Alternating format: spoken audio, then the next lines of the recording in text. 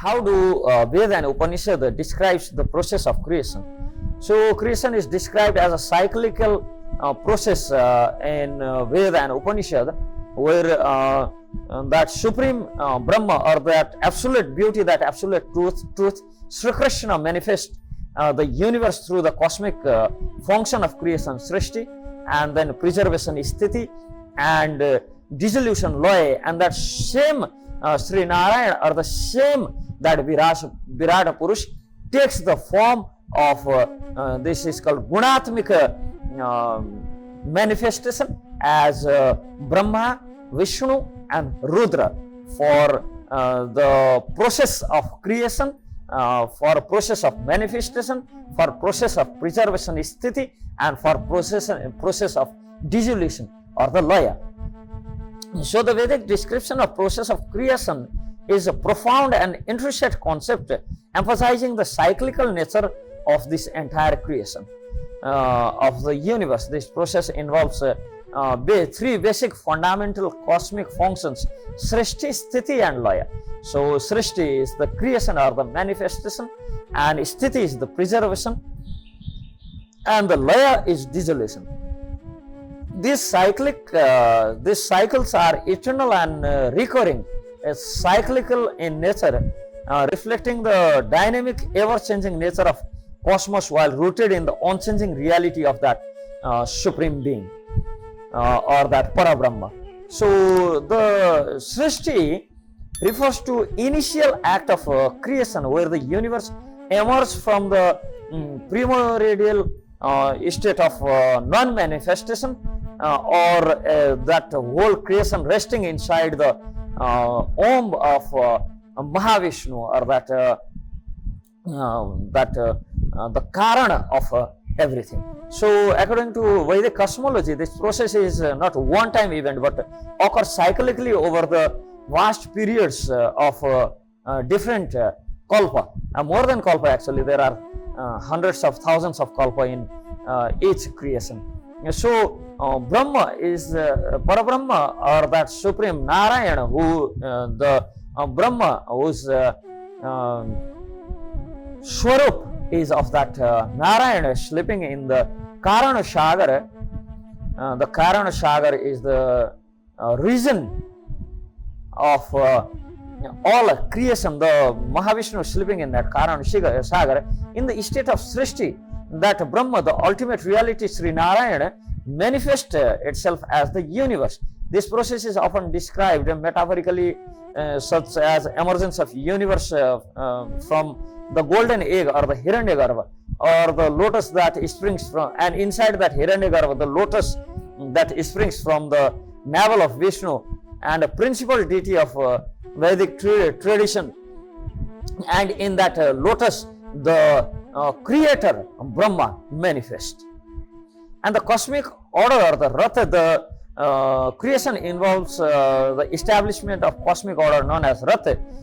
This includes the law of nature, moral order, and structuring structuring the time and the space. So Rigveda describes this order as being established by the divine through various devatas who are created from that Virata Purush, and who presides over different aspects of cosmos. And then comes elemental creation. The Taittiriya Upanishad especially, and other Vedic texts describe the creation process involving the emergence of five elements, are called Pancha Mahabhut, which are five essential elements.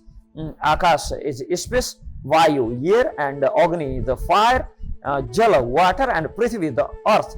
These elements combine in various proportion to form all this matter in the universe.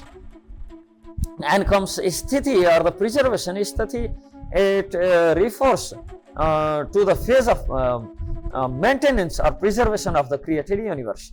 So this Sthiti, this is the period during which the cosmic order established during creation is maintained and sustained. And in this period, or in this phase of maintenance, there comes the role of Mahavishnu, who is also a manifestation of that same Narayana. In Vedic and Puranic tradition, the Vishnu is identified as the preserver of universe. His role is to uphold dharma, cosmic law and order, and ensure the stability and proper function of the cosmos. So balance and harmony during sthiti phase, the force of nature and cosmic principle works in harmony to sustain life and order. This involves maintaining the balance of all the elements, seasons, life cycles, eco cycle, the societal norms like varna and ashram. So all this dharma is being established by Bhagavan Vishnu. And the Vedic same principles and source emphasize the role of human in maintaining cosmic manifestation and cosmic order through the dharmic righteous living and rituals and yajna and adherence to the dharma, the principle established by the Veda. And this phase reflects the state of equilibrium where all aspects of existence are in full harmony. So then comes the state of laya, or also called pralaya, is the state of dissolution, refers to the destruction of the universe. This phase marks the end of the cosmic cycle and return of all manifest form into their primordial state, like as it mentions the same Virat Purusha, same Karana Vishnu, or that same Parabrahma is manifested as Bhagavan Shiva or dissolver and often associated with the destructive aspect of the universe, and Lord Shiva's role is not seen as a negative but as essential for the renewal of continuation of the cosmic cycle.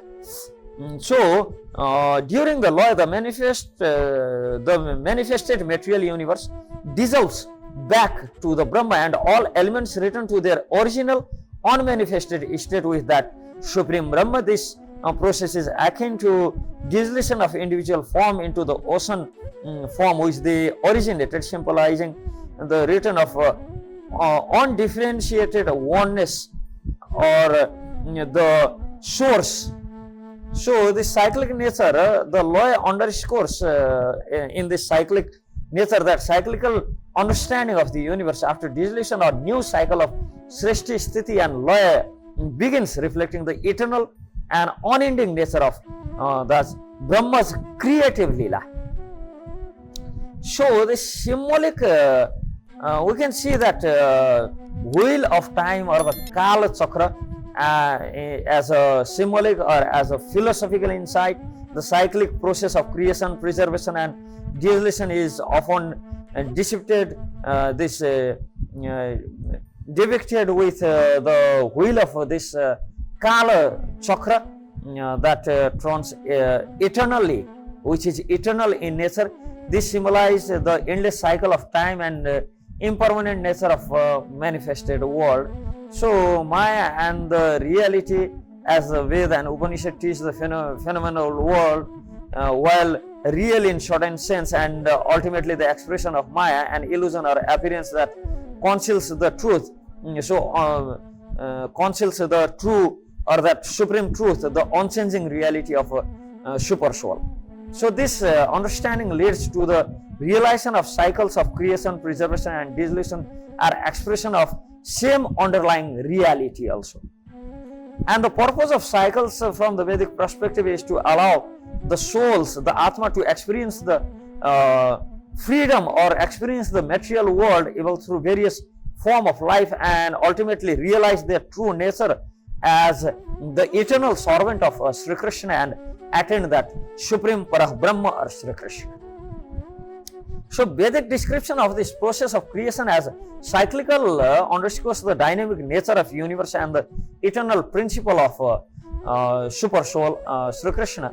This cyclical process is not just a physical phenomena but also profound spiritual metaphor for the journey of soul towards self-realization. So by understanding these basic cycles, one can gain insight into the transit and nature of worldly existence and eternal truth of the self, encouraging the pursuit of knowledge, detachment, moksha, and that eternal devotion on the lotus feet of Bhagavan Sri Krishna. Hare Krishna.